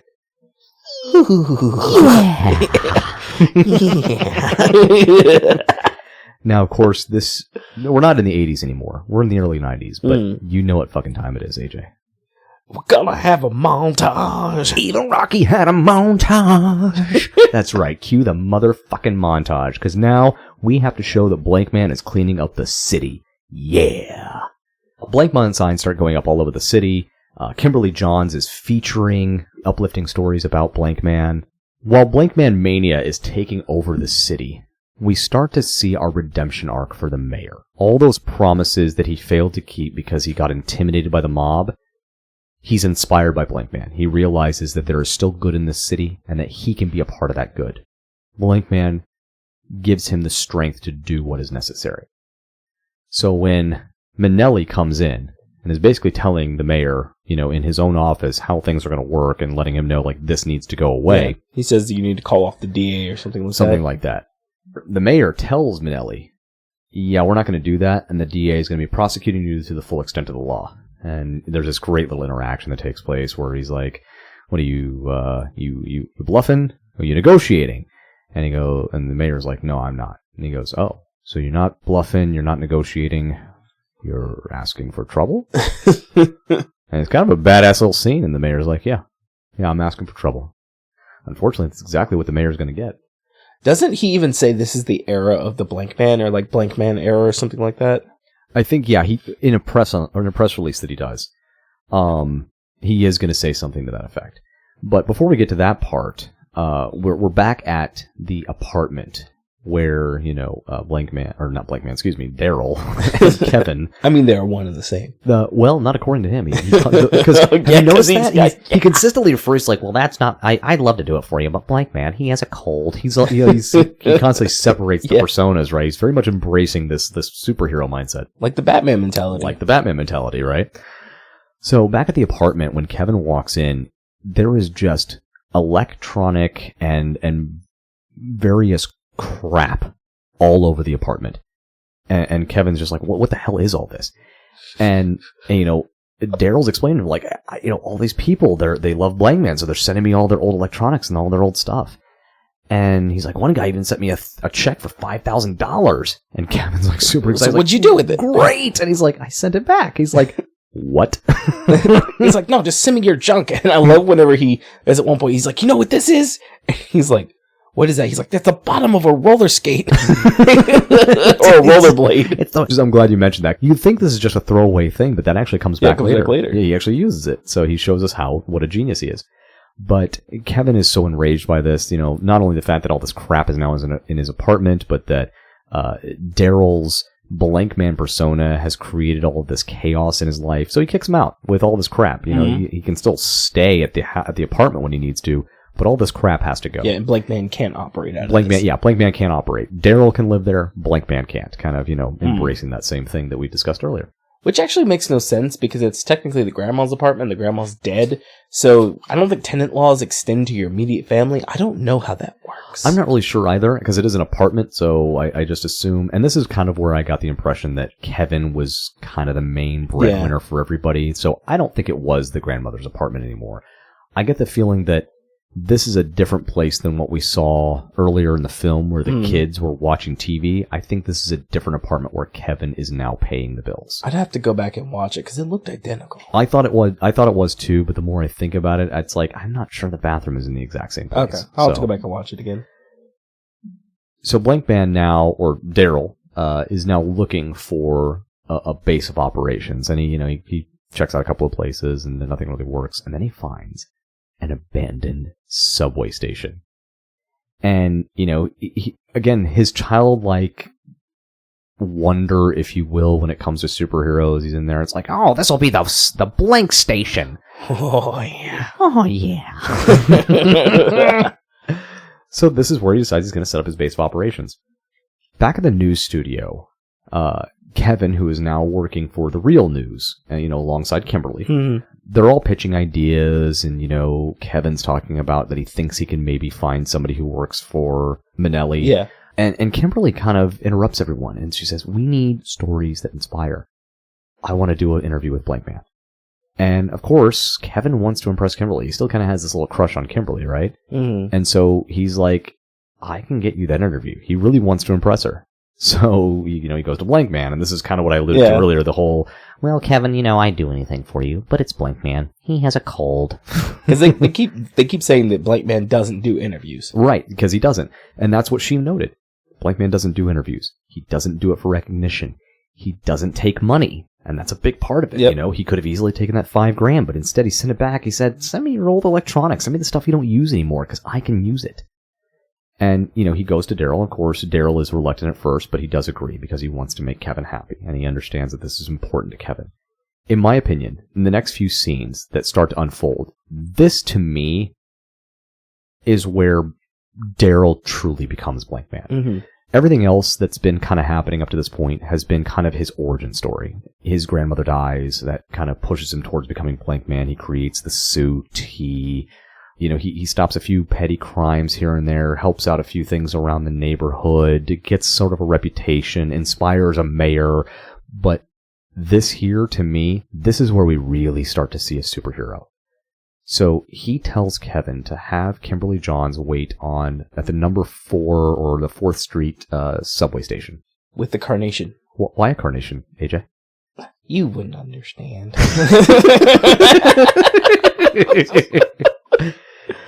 She's waiting at the station, and he pulls up on the tracks, on the subway tracks, on this incredibly elaborate bike that can traverse the tracks. Yeah. And this is where we start to see his true genius. Oh, yeah. That, being able to basically build a machine that can go on these tracks and understands all the physics and the mechanics behind working on these tracks. He's able to just build this out of junk. Yeah. It's incredible. Because he can even, program it as they're going along the tracks, to, shift the tracks. Right. And yeah. At one point, he's like, oh, it looks like the number 5's coming out. I better switch tracks. Yeah. He's able to do all this through his machine. It's pretty impressive. What's not impressive is the fact that, They can't hear each other. So he keeps stopping. He's like, hold on, let me turn off the engine. It's like dude, you're gonna fucking get hit. You just keep going. He could just steal some of those like air radio controller headsets that he could just grab and he probably could build them for God's sakes, but he can't. No. No, he's not going to do that. Instead, he's just going to shut off the engine every time she wants to talk to him. While the subway's with him. Yeah. They get back to the subway station, the blank station, and the transformation is incredible. He really has taken all the junk that he's gotten, all the different things that people have sent him, and he has turned it into this incredible little world of what you imagine a person who has a high level of genius and loves working on mechanics and electronics, what they might do with a bunch of junk if they had the opportunity and all the time they needed. And it leads to this incredible exchange as Kimberly's walking around very wide-eyed, and there's actually some really great music going on in the background. And I love this exchange. What do you call this stuff? Junk! Yeah, but it's great junk. And I love that so much. I do too. It was just such a genuine exchange. She's not just some reporter looking for a story. She is truly impressed by Blankman. Oh yeah. She's truly in awe of what he's been able to do in his ability to not just stop crime, because it's whatever, it's crime stopping. It's his inspiration. Because others are inspired by his message, by his desire and journey for his city. Well, don't also forget the fact that he also upgraded J5 to be able to speak. Oh, that's true. Yeah, he does. He says one phrase. Yeah. Hello, Kimberly. What did he use the program? What the hell was that? Was it like a Sega? It was a Sega Genesis. Yeah. I was going to get to that later during the bomb sniffing thing, but yeah, he's somehow integrated a Sega Genesis and like been able to somehow program the cartridges to switch J5 into different modes of operation. Which makes no sense. It doesn't. It makes zero sense, but it's hilarious that he was using a Sega Genesis. For some of our audience members that might not know, a Sega Genesis was an early gaming console from the 1990s put out by the Sega Corporation. It was after the Nintendo. It competed with the Super Nintendo. Because Sega did not only used to do video games, because now they're just, I think, strictly a video game company. I think so, yeah. They do consoles. For anybody that doesn't know, Sonic the Hedgehog. That's a Sega Genesis character. That's who came up with that game. Now, I really do wish that the Nintendo Power Glove was compatible with the Sega Genesis, because it was so bad. Why would you bring that back? So I really wish we could get out of this scene of the blank station and this whole thing without talking about the kiss. No, you have to talk about the kiss. God, I don't want to. I really don't. It was. You gotta mention it. So what do you? I want to put it out to you, AJ. What do you think is happening there? See, at first, because the night ends and then Kimberly and him are like having an exchange and they go in and as the night ends sometimes, ends with a kiss. And I thought maybe it was just like finally activating his mojo within him. I was like, oh yeah, he's gonna grow into like this new character. He's gonna have this new like badass take on stuff. No, it seems as if he got overly excited. Well, and that's what I'm curious what you think. Do you think he got an erection, or that this was ejaculation? I think he pulled a Jim from American. Oh, okay. American so you think this was a? I think it's a full on. You think this was an early detonation? Yeah. I think it was a premature evacuation of the blank station. See, I'm not sure because it's like.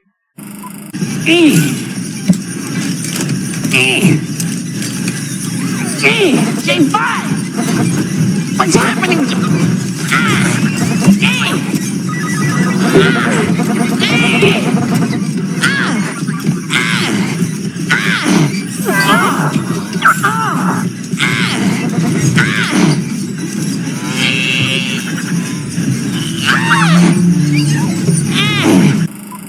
It's like, to me, that sounds a lot like something else. So I guess as a kid, I always thought that was just an erect. But as an adult, I'm watching this like, I don't know. I don't want to speculate on this too much further. Moving on.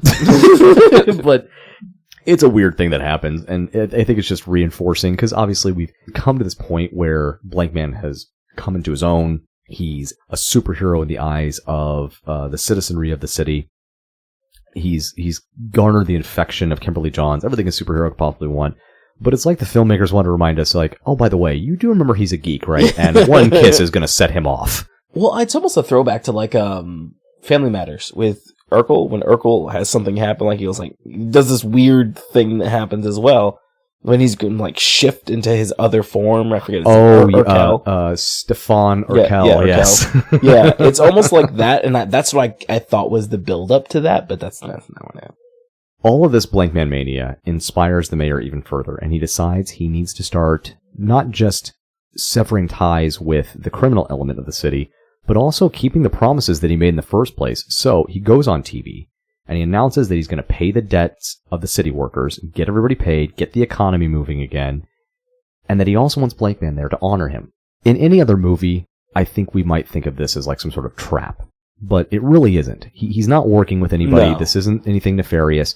Does it end up badly? Yes.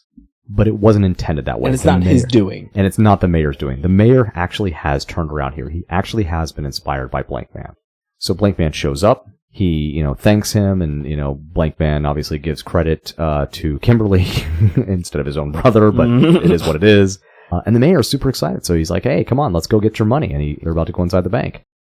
And that's when a bunch of men rush the bank, and they close everybody out, and we find out it's Minnelli's men.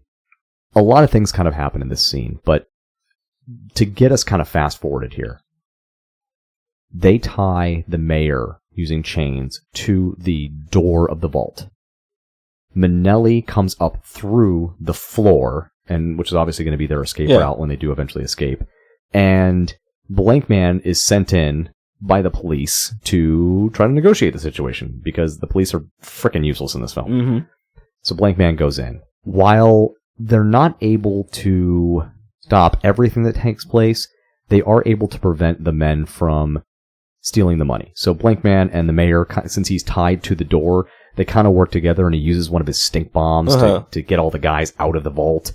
And then, one of them accidentally pushes the door like so far enough open that the mayor can now use his legs to shove himself and close the vault door. And so they're able to stop these guys from stealing the money, which is good.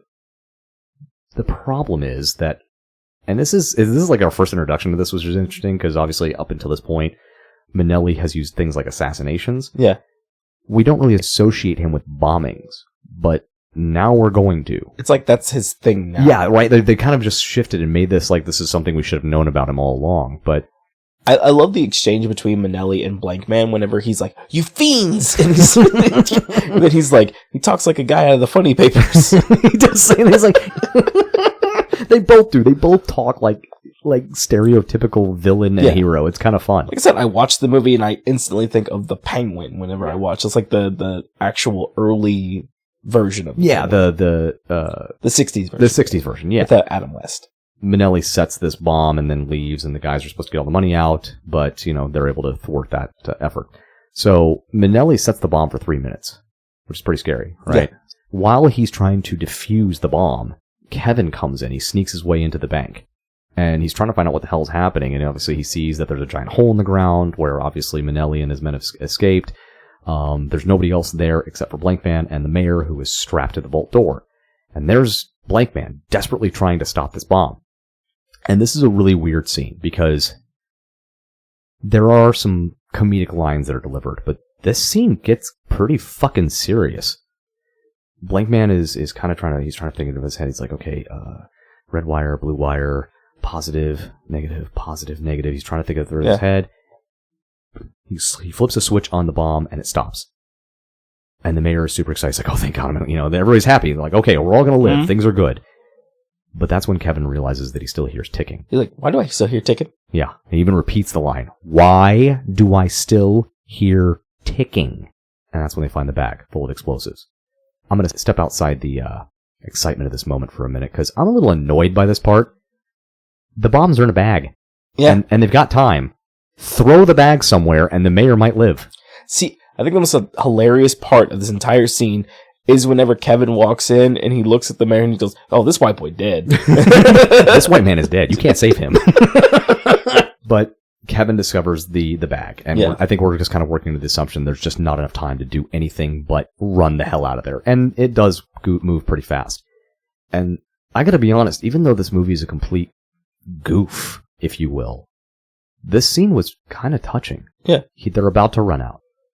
And Blankman stops because, Kevin's kind of holding on to him, and he gets loose of Kevin, and he runs back to the little separator where, between him and the vault, where the mayor is, kind of tied up. He takes his mask down, and he says, "My grandmother was Eleanor Walker. She really believed in you."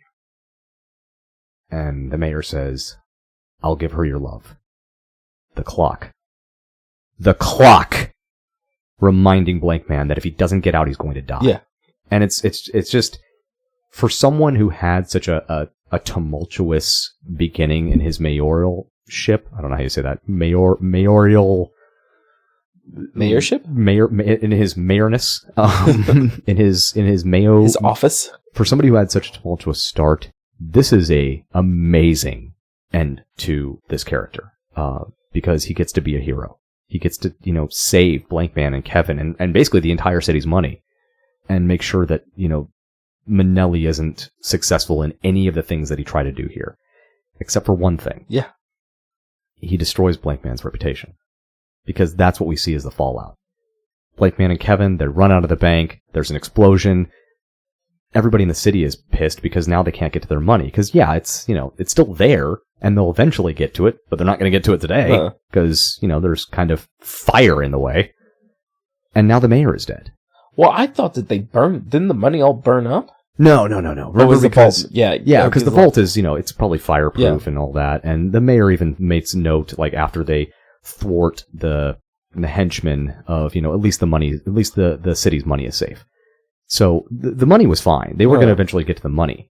The real problem here was that people started to believe in the mayor again, and now the mayor is dead. But Blankman is alive. Well, I think what they were trying to do, and it's very early of them to do this because this has only recently become a thing where we're trying to throw off the old trope of the white savior. This easily could have been of the mayor saves the city. This is a white savior movie, and that's not what happens in this. It is a black savior movie. Which is interesting because this is 1994. I don't know about you, but I don't remember anything about white saviorism in 1994. So this is a pretty early time to be saying, no, we're not going to have this white person just come in and just save the fucking day and call it good. No. We're going to give him a chance to redeem his character, and then we're going to off him. And we're going to get right back to Blankman having to save this fucking city because these cops are worthless. And that is kind of messed up because it is the cops in the city are pretty terrible. Yeah. The chief just throws Blankman 100. He's like, I told Blankman not to go in there. Even though he told the whole city. Yeah, he was like, oh, Blankman's going to handle the situation. And he's like, oh, I told him not to go in there. You lying son of a bitch. Anyway, Blankman is pretty distraught by what's happening after this. The entire city is turned against him and believes that he is the problem, that he caused this. So Blankman shuts down the blank station. And with it, J5, he shuts everything down. Back at the apartment, Kevin is trying to not so much console him, but get him to move forward. Mm-hmm. And his suggestion here is, I think it's time you get a job. So this is kind of where we figure out that whatever his job was before where he's doing repairs, clearly he doesn't have that job anymore, or he left it or something. So now he's going to work at McDonald's. Because we need to advertise, AJ. We need a little advertisement here. No, there was more advertisement in the movie. You just forgot to talk about it. Oh, did you got some more ads? Pepsi. What Pepsi?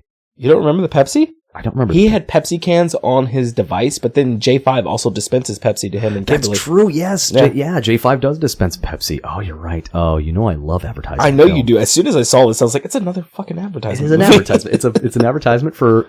It's odd, though, it's an advertisement for Pepsi and McDonald's? Which we had literally just had a conversation about. With a random guy in a McDonald's about how McDonald's is exclusively Coke. So he goes and he's working at McDonald's and, he's trying to move on with his life. And we even see that there's a scene similar to what we saw in the beginning where a woman's purse is being stolen on the subway. But this time Daryl's not going to interject.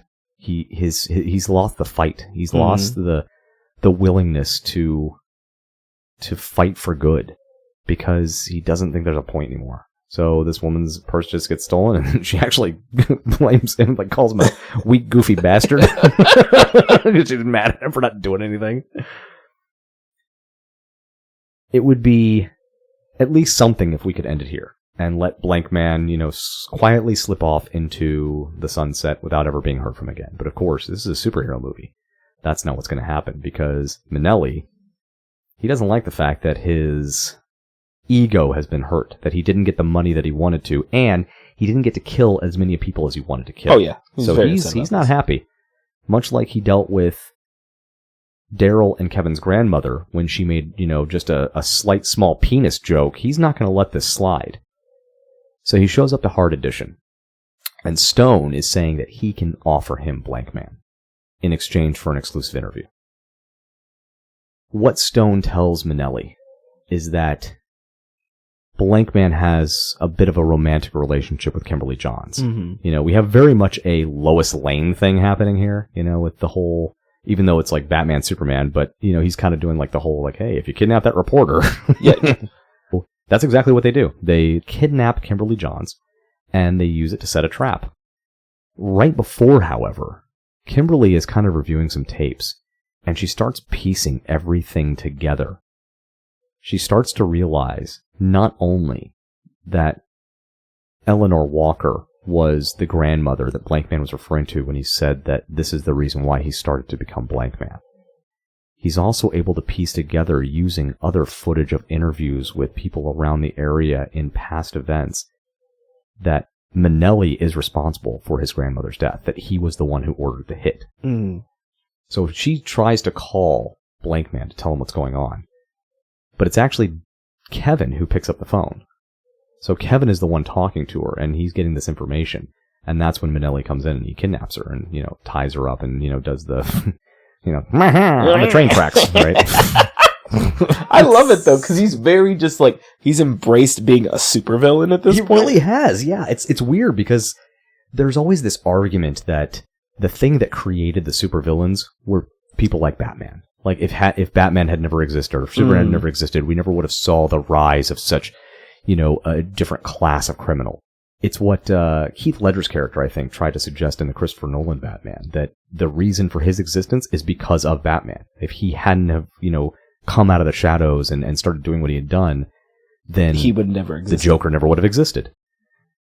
And in that same vein, kind of what you're saying, Minnelli kind of starts to embrace this idea of, well, I'm going to be the supervillain, so I'm going to just start doing more bombings and just making crazy things happen all throughout the city.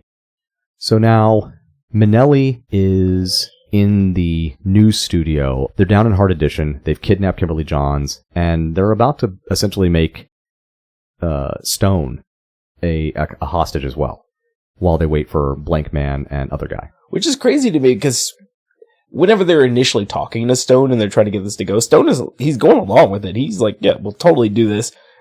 I don't know. It's hilarious to me. It is. Kevin goes to Daryl at McDonald's and is trying to tell him what's going on. And it's interesting because he lets him know that Kimberly's been kidnapped. And that's not enough for Daryl to re-embrace his Blankman persona. He's like, I can't do that anymore. I'm not that guy. I'm, he said Ronald McDonald's coming next week. I gotta whip this place in shape. It's like, what? Like, the clown is coming? Because Ray Kroc owns it. We've all seen The Founder. We know what the fuck's going on here. I love this scene, too, because you can see there's so much conflict going on in his head where he's trying to rationalize, okay, well, I need to keep doing this job because that's who I am. The city doesn't need me.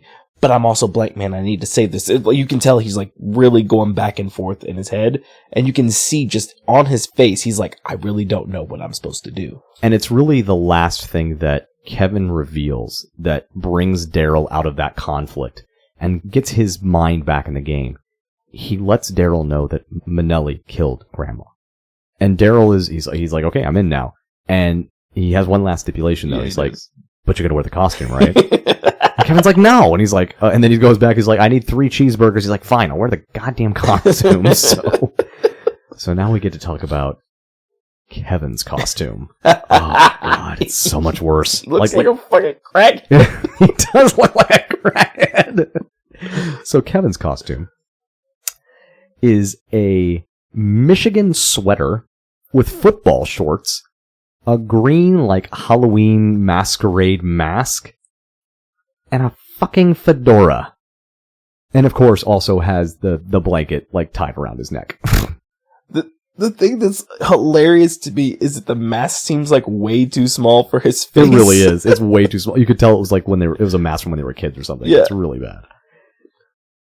Interestingly, both David Alan Grier and Mike Binder, the director, they actually both are natives of Detroit, Michigan. So that's why that's why they went with the Michigan sweater. They thought that was kind of a fun little add in there. Thought that was kind of cool.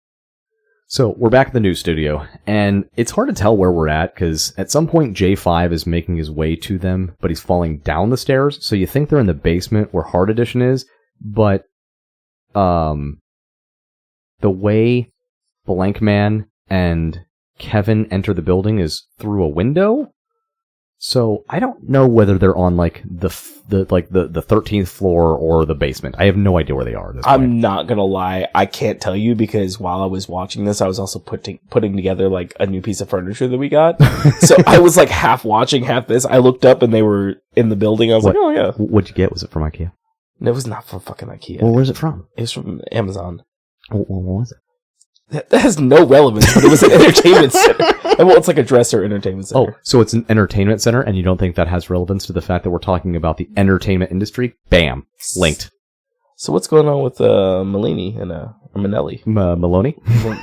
Get me all fucked up. What's going on with Blankman? So they crash in, and they start, fighting the henchmen. And when I say fighting the henchmen, what I mean is Kevin is fighting the henchmen, while Blankman is just getting slapped around like he usually does. But this is also where we get Kevin's superhero persona name. And it actually comes from Manelli. Because he goes, okay, and what about you there, other guy? And that literally becomes his name. Yep. It's Blankman and other guy. what a great sidekick, other guy. And I think that really encapsulates it well, because except with the rare exception of like characters like Robin, where we really try to dive deep into their sidekickness and give them their own narrative, it really is just oh yeah, you're that other guy. It's Batman and Superman and Wonder Woman, and then there's like another guy sometimes. Well, did you realize that as time goes on and he's in the role of other guy, he becomes like a classic sidekick? He does. If you notice the way he starts talking, it's very like sidekick-like, and you're what the shit? So the fight doesn't last long because Manelli threatens with a gun, which is weird because it's like, okay, Daryl, Blankman, you're bulletproof. Why are you worried about this? But they decide to just go along with it, and Manelli puts him in the lotto number picker, which for some reason is a water tank here. I don't know why they're doing it differently than everybody else, but sure. So they're in this water tank, and Kimberly and Stone are chained up so they can't move. And of course, Manelli lets them know there's a bomb in the building and it's going to go off in, however many minutes. So, thankfully, J5 to the rescue. I like it when he talks about J5 coming to save the day, and then you get a little snippet of where he is. I believe what he said was, J5 should be gingerly on his way, and he's literally falling down the stairs. Because he has no coordination. And I also love, as he gets to the newsroom, he crashes through the window, falls down, and this is not a machine that has any sort of mechanism for lifting back up, but somehow it just kind of rewrites itself through sheer defiance of gravity. I don't know what it's doing.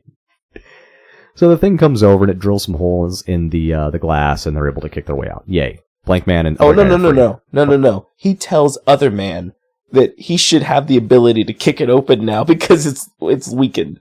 Yeah, but through the water, so he can hear him somehow. And so can we. And I don't know how that's possible. It's just funny because he's talking to his sidekick. He's like, use your one special move, sidekick. Right, he's like, kick the glass! Yeah, oh yeah. So they get out of there, and this is where we now... And this is how things kind of roll in this film. Before this, J5 was just this random-ass robot. Now we're about to find out that he has a bomb-sniffing protocol and a bomb disposal protocol. Because why the fuck not? Why not give J5 that ability? And as you mentioned earlier, we do this apparently with swapping out Sega Genesis cartridges, because fuck it. So, they find the bombs. They put the bombs in J5. and they send J5 out to the street. I'm only mentioning this just because I think it's a pretty fun scene. They head back to release Stone and Kimberly, but from all the years of working with Stone, Kevin is still pretty annoyed with the guy. He's like, can I mess with him a little bit? And he's like, yeah, sure, go for it. They go back and he's unlocking Kimberly. Kevin's like, oh my god, the whole building's gonna go. Even though, the building's not. The building's gonna be fine. J5's got it covered. And he's like, oh my god, the building's gonna blow. Blankman says we only got time to save baby girl. And just like freaking Stone out. And he's like, be strong. Be strong. And then he runs away and Stone's just sitting there like going nuts like, come back here, you son of a bitch. I like whenever he's like, he's gonna get him and then he turns on his wheelchair and like the wheels are just spinning. Right, because he's like tied up. He's suspended in the air. Obviously the building's not gonna blow. They get outside and Blankman had mentioned earlier as he was stuffing these explosives into J5 that he wasn't sure how much he could handle. And so the bomb goes off and obviously it just kind of goes vertical. It doesn't, go out. It doesn't hurt anybody. But J5 is destroyed. And so, of course, Daryl is completely distraught by this. He looks at the camera and he's like, Manelli, you're going down. We fast forward and we're over in Manelli's secret headquarters or whatever. I don't know. His secret lair, I guess. It's a lair, right? It's a lair. Lair. So, yeah, they're called secret lair. And this is where I'm really irritated by the costume shit. So there's Kevin and Blankman, and they're up on some like ledge or something, and they're looking down at Manelli, who's now finding out that, the bomb didn't go off like he had planned, via the news. And Blankman and other guy are telling Manelli that he's going to go down, and so Manelli tells one of his henchmen to shoot them. And so Kevin's like, oh, well, shoot me. Let's go. Come on. What do I got to paint a target on my ass? Shoot me. And this is where I'm annoyed. Because he shoots him, and it turns out that Kevin's costume isn't bulletproof. Which Daryl tells him right then and there, like, oh, I forgot to tell you, only my costume is bulletproof. Fucking why, Daryl? Yeah. You literally had a bathtub full of this fucking solution that makes stuff bulletproof, and you were doing it to your costume, and it never occurred to you, a genius, to do it to the costume of the other person you wanted to be your superhero sidekick? What the fuck? I mean, in his mind, sidekicks usually don't get all the best stuff, so... Okay, no, fuck that. Fuck that. This annoyed me so much. It's like, this isn't about getting the best stuff. Okay, we get that Blankman's the only one that gets all the cool gadgets and everything. Fine, I can accept that. He didn't make any gadgets for other guy. But you know what he could have done? While he was dipping his damn underwear in that stupid green solution in his bathtub, he could have taken 5 fucking minutes and gotten other guy's costume and gone, you know what, maybe I should dip this Michigan sweatshirt and this pair of football shorts into the solution too. But no, he's like, no, fuck that guy. What a dick. I mean, think about it this way. Why does Batman get a full cowl and Robin only gets the half? Like, you can tell who the hell Robin is most of the time. But Batman gets a whole hat. That's a good point. But exactly, like this just irritated me because it's like this isn't gadgetry that might be, limited in parts or supply. This is literally a solution that he had ready, made. He could use it, and he knew how to remake it. Like he figured out how to remake it because that's what he did. He reproduced it in his bathtub. So he knew how to do this. He just didn't. And I always thought that was such a glaring plot hole because why the fuck wouldn't you? Why wouldn't you want to make sure that your partner also has the protection against, all the things that might kill you while you're trying to fight crime? Maybe he really thought that his brother wouldn't join him. Maybe. Because he even said it in the beginning. He was super excited. I don't know. He even had the costume hanging up in the blank station, like in a little booth next to his, as if it was going to be there waiting for him when he finally realized that it was his destiny to don the suit of other guy. I mean, I don't know. This really irritated me because to me, it's not just a continuity error. It's not just Blankman, like something we can explain away. This is a plot hole. That's what it is. It's a giant gaping plot hole. No, it's a hole in the bottom of his ass. Which he got shot in. So other guy gets shot, and then but thankfully other guy brought the nunchucks. The nunchucks. Tosses him over to Daryl, and somehow Daryl's able to take down every henchman with just like holding the nunchucks. and then he's able to, take down the other guy. And then there's kind of a cool scene where Minnelli now has a gun trained on Kevin's head. And Blankman uses this like boot contraption, throws it at Minnelli, gets the gun out of his hand, and this is where we get to see those skates come back. Yeah. Because the skates pop out of his shoes, which completely defies all physics. There's no way. Yeah, there's not enough shoe there. But they pop out of the bottom of his shoes.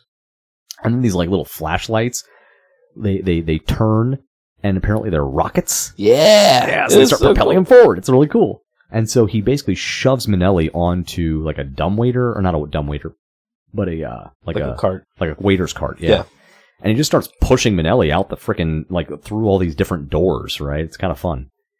And he's having actually a moment where he's getting some, I don't know, justice for himself. Because he's literally yelling at, Minnelli. And Minnelli's like, come on, we can make a deal. Like, while he's, getting shoved on this cart. And he's like, you should have thought about that when you killed my grandmother. And so he's just pushing him through all these doors, right out into a waiting police van, where Minnelli gets shoved into the police van and gets taken off to, live to be a criminal another day. I don't know. So Blankman gets honored in this parade and gets the key to the city. And other guy gets this really cool Blankman t-shirt. That's all he gets. it's just such a slap in the face. He's like, Blankman, you get this and this and this. And other guy, you get this really cool Blankman t-shirt. He even says it that way. He's like, ticker tape is gone. And the end, I'm just going to kind of fast forward through this because it's not really that interesting. I mean, it is kind of interesting, though, because you have the moment where he tries to pretend like he doesn't know Kimberly, because he's like, Kimberly's not going to like me because I'm not Blankman. Yeah, but Kimberly knows who he is, and we get through that so quick that it's like, because she just tells him about a crime. She's like, oh, there's going to be a crime that's happening, and he runs off, and she's like, that looks like a job for Blankman. He's like, oh, you knew? Like, yeah, like you're not totally obvious with your sock on your head. And then what happened, Sean? Do we have to do this again? Then what happened, Sean? Kimberly kisses Daryl, and Daryl makes that weird sound thing again. Oh, God. It's so weird. So I feel like I just need to get clarification. Like, I need Wayans to literally tell me what's going on here. Like, dude, is Blankman getting erections for the first time? Is he actually premature ejaculating? What is he shooting a blank man? You feel good about that? I do. Did you have me do that just to set up this joke? No. I just thought of it. So proud of you right now. Christ almighty. But that's the end of our story. Honestly, I don't have a lot of thoughts after this because I didn't have a lot of, fun facts that really followed the film because, unfortunately, we didn't really see a lot more of this. There weren't like any follow-ons for Blankman. Or even Meteor Man. I almost feel like we kind of lost track of this potential of these fun superhero offshoot films. Because from here, we have other black superheroes like Blade that comes along in the later 90s, but we never really had anything like what the Wayans created, or what Damon Wayans created with this character Blankman. And I wish we would have saw more of it. I mean, you got to think about what happened with this. It didn't do well. It was another one of those movies that did not do well. It bombed. It was commercially, it was not a big success, and obviously, critically, it wasn't a big success because it wasn't really meant to be the kind of movie that was like, just awe-inspiring cinema. That's not what this was for. It's a fun movie with dick and fart jokes. Let's be honest. At the end of the day, I mean, when you make a movie that costs $30 million, but you only make 7.9, you're not getting a sequel or any offshoot. Wait, is that this film? Yeah. Holy shit, I totally missed that in my notes. $30 million for this movie? $30 million. Oh my God, I take back everything I said. Yeah. $30 million to produce this shit? $30 million. Where did all that money go? That must have been gone. That must have all gone to the salaries of the casting. That's what I was saying. Yeah, that's exactly where it went. I think Lynn Thigpen alone was like $25 million, and then everything else. Oh yeah, 100%. Like after that, they were like, They're like, we blew our entire budget on Lynn Thigpen. Now we have no fucking money left. I mean, think about where the money would have came from too. If you have product placement from McDonald's and you have product placement from Pepsi, you're going to have a lot more money for production. Maybe they just, I don't know. I don't know where the money went. I can't tell you. I don't know either because there wasn't a lot of production value in here. But I mean, maybe for the time, some of the things they were doing were a little harder. Maybe I'm looking at this through the wrong lens. The robot, yeah. The subway station. They would have had to pay to put the imagery from Batman and Robin, because, I mean, there was the Batman scene in the beginning. Getting Arsenio Hall to do a joking cold open as if it was actually on his show. I mean, those things would have cost money. So the blank wheel. I mean, look at all of that. Yeah, that's a good point. That was actually, for 1994, that would have been a pretty impressive special effect to do. So that's a good point. Yeah. But I really enjoyed the film. This is definitely one of my favorites as a kid. I always thought that the Wayans brothers in general were always a good time. And I just thought this was such a neat way to take Batman away from being this, like, rich, whiny asshole and just make it some random dude that's just able to take, instead of having all of the resources in the world to build the gadgets that he needs, he's able to make those gadgets out of nothing just some and guy make it from work. the hood. Yeah, just some random guy that just can make things work. Now, before we wind this down, I do want to ask you a question. Here we go. I don't know if I'm ready for the question yet. Yeah, I think you do. I know the question.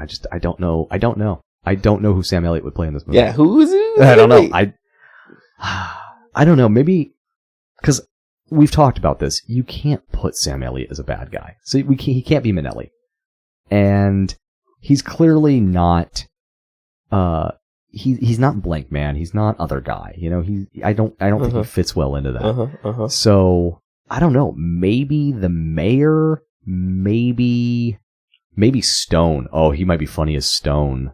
But I mean, Jason Alexander played Stone so well. I don't know if I'd ever want to recast that. So I'm thinking. I think I'm gonna go with Stone. I want to see Sam Elliott as Stone, having to deliver those same lines, but with that quintessential Sam Elliott stoicism. Interesting. I like your take on that one. Where are you going with Sam Elliott on this one? Pregnant lady in the elevator. I should have known that was coming. I saw the look on your face like, what is he about to give me? It's going to be fucking hilarious. I can already tell. So, Sean, where can we watch this masterpiece?